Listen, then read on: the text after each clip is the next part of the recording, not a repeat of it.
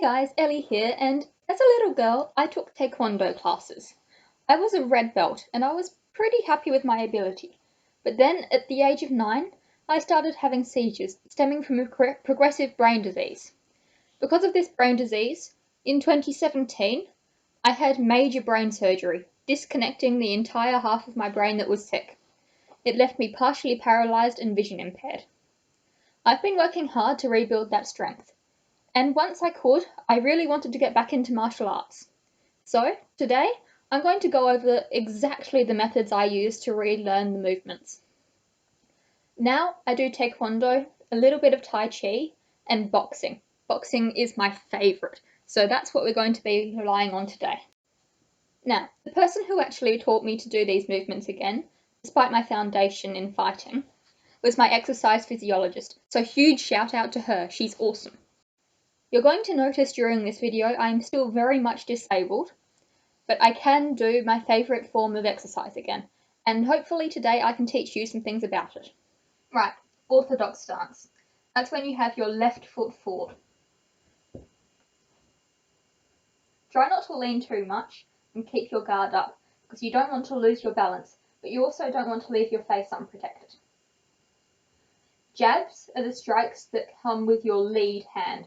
So the hand at the front of your stance. That would be your left hand in orthodox, and when we move to southpaw, right hand. Right now, a jab for me would be my weak arm, so obviously it's not perfect form. But my left arm, it's doing a pretty good job. For anyone who doesn't know, the reason I adore boxing so much, and any form of martial art, is because it's my ultimate stress relief.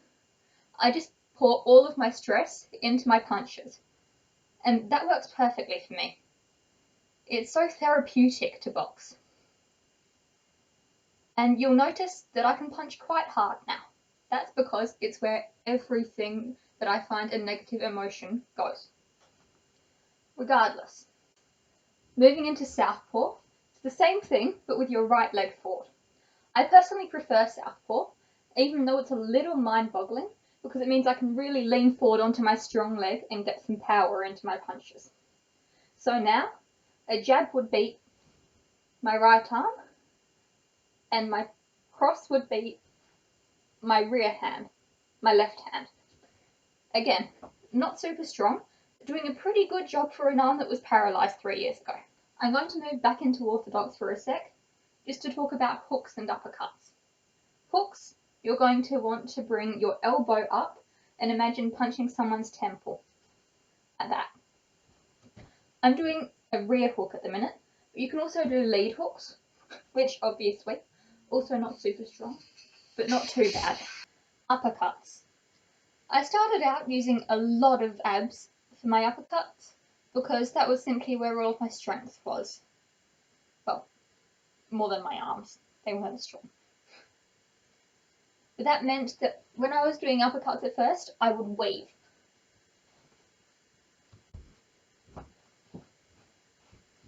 This is totally still an acceptable form of punching.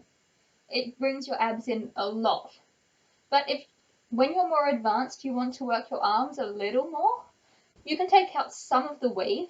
You'll still be using your abs no matter what, because that's just the movement. See the difference? There are two forms of uppercuts that I think you can put in a workout. The kind that really work your abs, and the more traditional kind. I would say it's easier to start out by using your abs for uppercuts, but it depends where your strength lies. So I would say that for those uppercuts, start out by bringing your abs in a lot, bring most of the power from there, and as you progress, you can choose what you do. Or just, you're still going to bring some power from your abs because that's just the movement. But whether you weave, that's really up to you in the end. In southpaw, those hooks would be and uppercuts.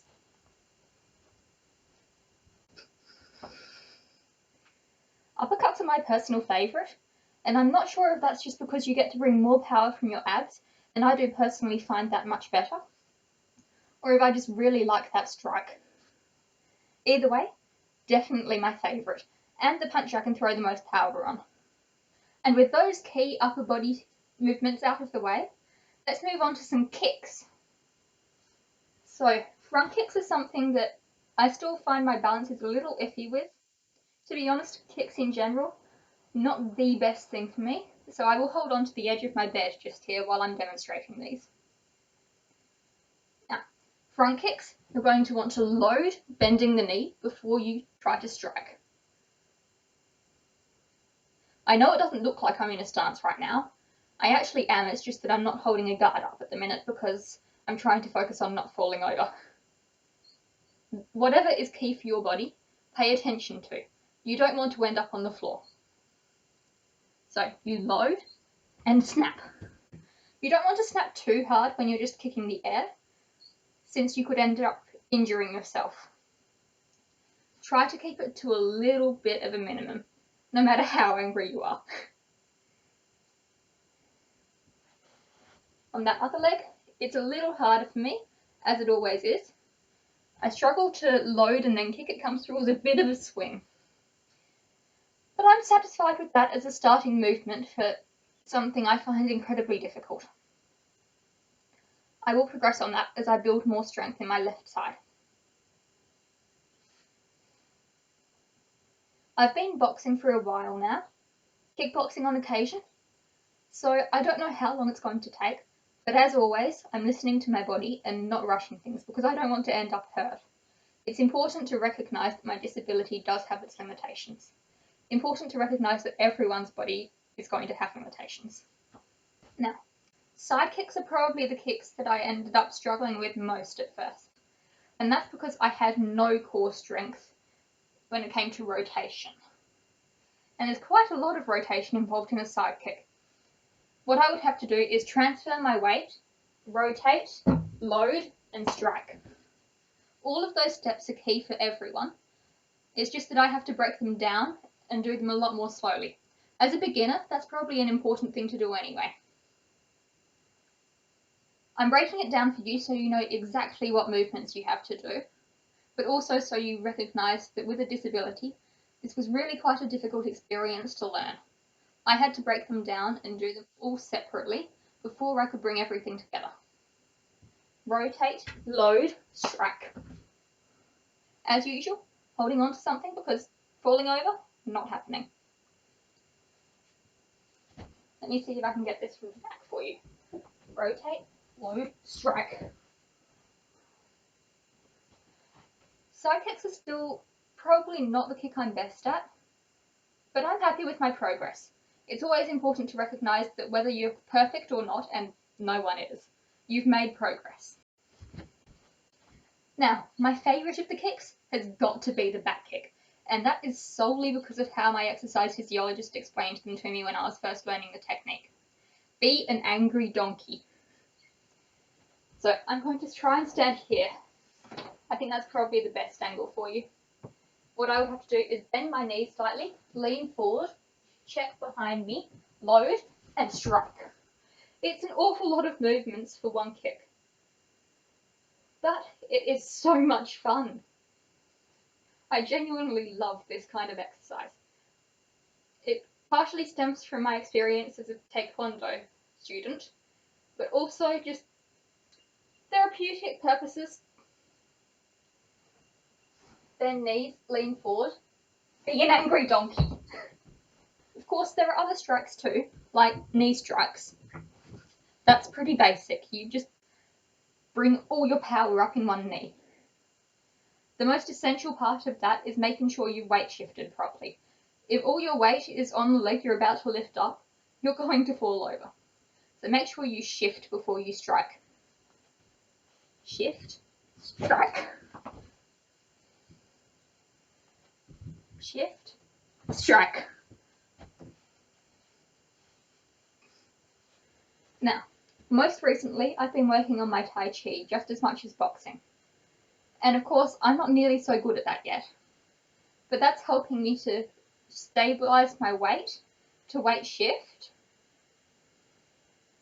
It's helping me to use my arms and to rotate. I so highly recommend forms of martial arts because they're so intense on your body. You're going to be improving so many things at once. I absolutely love them and I highly recommend them.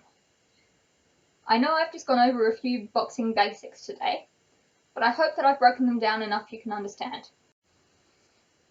At the end of the day, this is exactly how I learned these strikes again. And I love what I can do with them now. I think it's so important to break things down step by step, even if they seem like a single movement, before you actually attempt to do a whole routine. And hopefully, today I've helped you with your form, because form is so important in exercise. Maybe today I've shown you how much it takes to teach a disabled body something. Or my disabled body, I suppose that is different for everyone. Now, on that note, go ahead and do a routine. Build your strength, your cardiovascular endurance, everything, because that's what martial arts do. And hopefully I will see you next time. Bye!